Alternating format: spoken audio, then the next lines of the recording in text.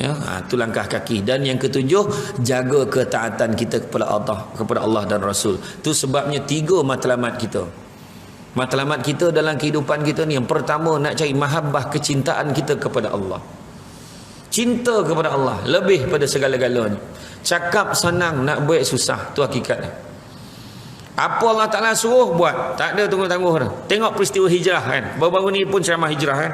Dengar macam mana bila Allah perintahkan Muhammad kau hijrah, Nabi tak ada minta tangguh pun. Nantilah dulu ya Allah, bagilah aku masa. Tak ada.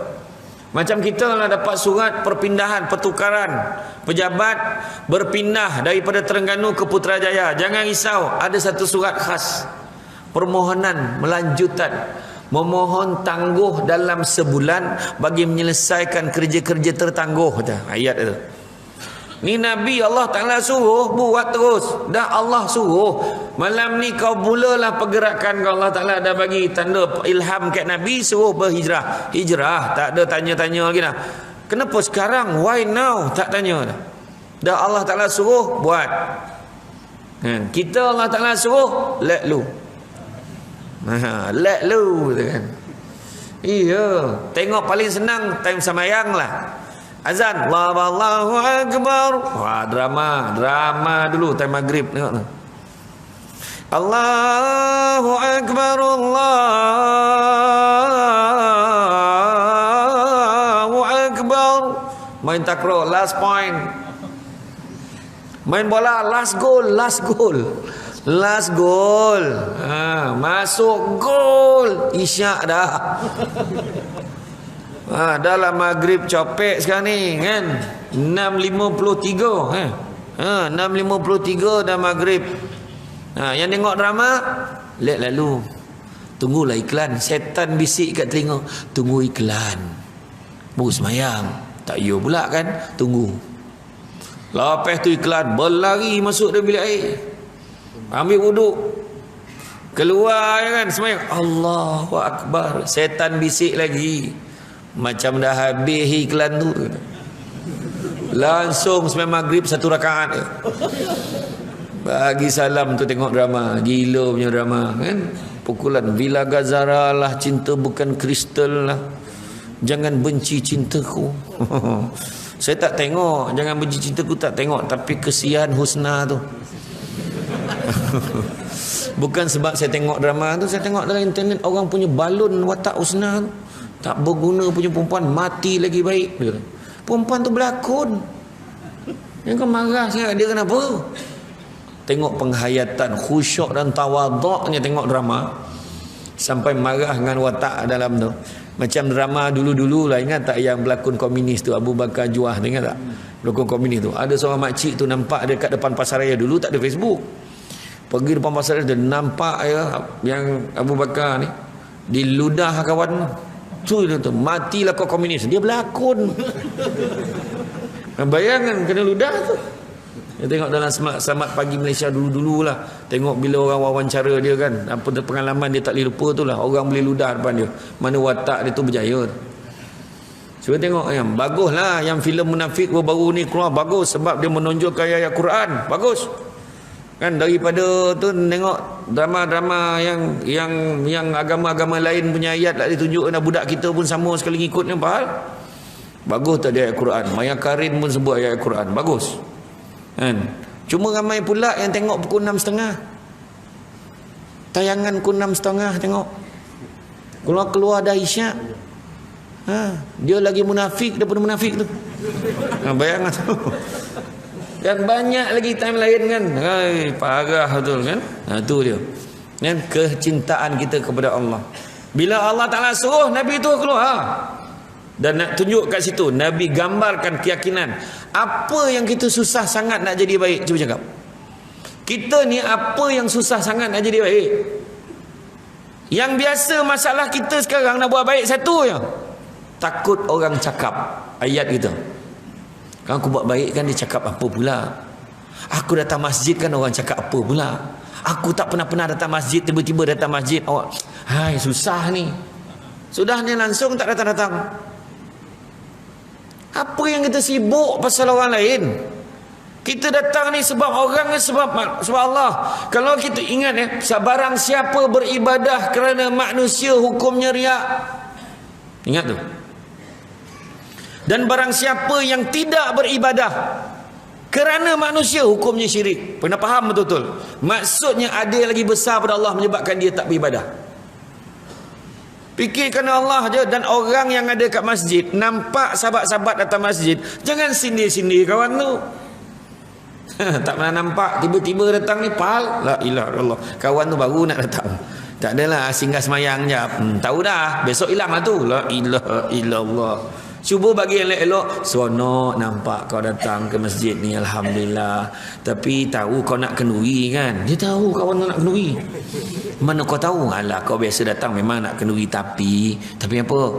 Kita orang ni seronok tengok kau datang masjid. Tapi lepas kenduri besok janganlah tak datang. Datang ya. Seronok tengok sahabat datang. InsyaAllah, insyaAllah. Kalau ada engkau tu seronok. Kenapa pula engkau ni orang yang pandai, kita boleh tukar-tukar fikiran. Macam mana nak sama-sama majukan tempat kita ni. Ya ke? Ya. Macam tu cakap yang baik-baik. Tengok Nabi Ibrahim. Waktu Nabi Ibrahim nak sembelih anaknya, Nabi Ismail tu. Apa je penduduk keliling tak cakap, gila punya Ibrahim. Anak dia sendiri, hari ni anak dia sembelih, besok-besok entah kita pula sembelihnya. Orang cakap, tapi apa fikir? Allah suruh buat. Tengok Nabi Ibrahim tu peristiwa korban lah. Ni flashback habis ni. Qadha tu dah lama tak datang Terengganu, sekali datang semua benda cerita. Korban cerita, hijrah cerita. Masa nak sembelih tu kan, Nabi Ismail cakap aja, wahai ayahandaku, kalau betul Allah Ta'ala perintahkan, laksanakanlah. Kau jangan risau, sesungguhnya aku ni tergolong di kalangan orang-orang yang sabar. Itu pun ada tu yang seko tu, memerang yang seko tu. Memerang yang seko tu cakap yang mimpi Nabi Ibrahim ni mimpi pada setan dia.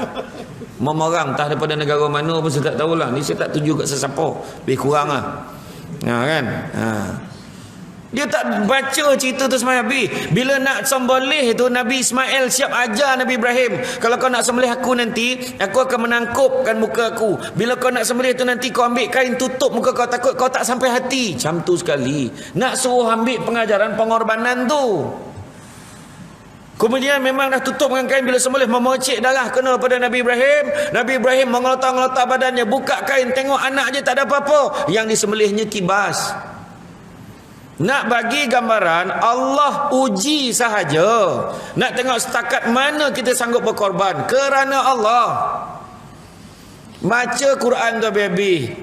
Sesungguhnya darah dan daging tu tak sampai pada Allah. Yang sampai hanya ketakwaan kita tu kepada Allah. Yang tu sebenarnya. Sebab orang bercakap tak pergi masjid, sebab orang bercakap tak buat ni. Itulah halangan kita nak buat kebaikan. Kan aku sedekah, kan orang cakap aku nunjuk-nunjuk pula. Pedulilah orang cakap. Kan? Orang masjid kadang tak nak pegang jawatan dalam jawatan kuasa masjid ni sebab takut orang cakap-cakap. Pedulilah. Kita buat benda baik. Buat benda baik, pedulikan apa orang cakap.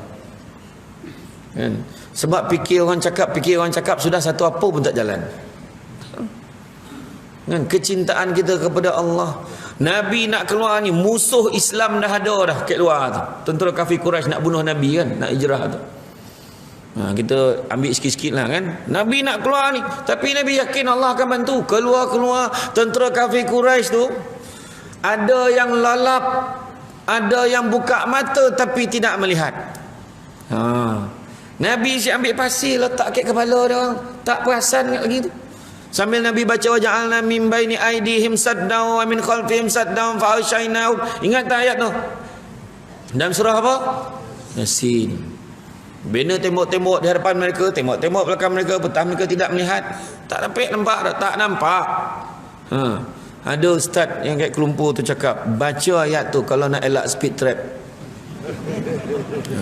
Masuk ya highway baca waja'alna min baini aidihim, baca. Kono jugalah ustaz tu.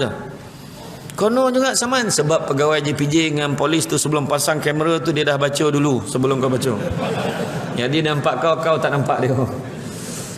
Kan? Tapi yakin kita tu satu masalah. Sebut pasal yakin, kita ni pun kadang beramal tak terima tak tidak doa aku ni. Mana memang tak terima dia. Allah dah beritahu dah, aku ini sentiasa berada pada sangkaan hamba-Ku. Zaman sahabat dulu istighfar berapa kali sekali? Satu hari paling kurang 70,000 kali sehari. Kita baru 1,000 dah marah kat imam. Imam ni lama pula. 70,000 kali, dan mereka yakin kalau ada apa-apa yang dia nak, dengan istighfar Allah akan tunaikan. Macam tu. Yakin. Ini ibadah tak yakin. Macam kisah seorang budak tu belajar dengan tok guru tu. Dia belajar hadis, belajar agama, belajar semayang, belajar kitab semua. Balik daripada rumah tok guru tu sampai dekat sungai. Dia nak balik rumah ni, menyeberang sungai, perahu hanyut. Dia balik-balik, Tok, kenapa? Tok, perahu saya hanyut dah, Tok. Aduh, habis macam mana? Itulah Tok, macam mana ni Tok? Macam mana nak buat ni Tok? Dia malas nak layan anak murid dia. Dia pun cakap, kau baca Fatihah selawat 3 kali, kau jalan di atas air tu. Dia kata. Langsung senyap, tak ada bunyi apa lagi dah. Okey lah. Dia pun balik. 2-3 hari tu agaknya Tok Imam Tok Guru pun cakap agaknya dia jumpa perahu lain agaknya. Nah, Tok Guru cakap lah. Lepas 2-3 bulan dia datang lagi. Tok, apa hal? Tok, tolong Tok. Tolong apa? Ni ada orang meninggal kat kampung saya tu. Habis tu Imam Bilal semua yang nguruskan jenazah semua tak ada. Semua pergi, semua balik kampung, yang seorang pergi khusus. Habis tu macam mana ni? Tok je boleh tolong uruskan itu. Tolonglah Tok. Ayolah kejaplah aku bersiap. Dia pun bersiap. Sampai kat sungai perahu tak ada. Ni perahu tak ada, macam mana ni Tok? Semenjak Tok ajar saya ayat tu, saya memang tak pakai perahu lagi dah. Wah, biar betul. Tok tengok dia selawat 3 kali, dia baca Fatihah, berjalan atas air tu. Hui, dia pun tak sangka. Sudahnya Tok Guru dia pula baca selawat 3 kali, dia baca Fatihah, langsung ke dalam. Kan? Nak tunjukkan kan, yakin dengan tak yakin ni beza tau. Kita kena yakin insya-Allah. Lillahi taala.